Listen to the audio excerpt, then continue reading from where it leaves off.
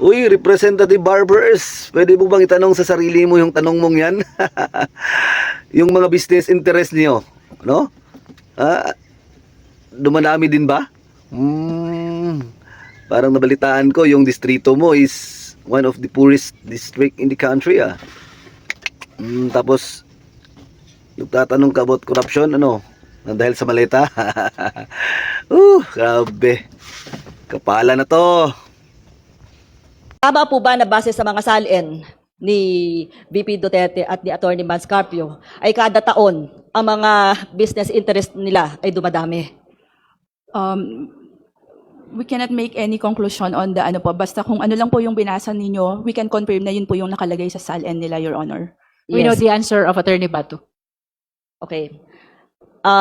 Madam Chair, manifestation. Yes, you may proceed. Sana po ay merong maipakita sana sa atin kung ano ang importansya o reason ng pagdami ng mga interest sa mga negosyo ng mag-asawang Duterte Carpio. Like paglaki ng kanilang income, net worth at halaga ng kanilang yaman. Anyway, that's all, Madam Chair. Thank you very much. Thank you, Honorable Barber.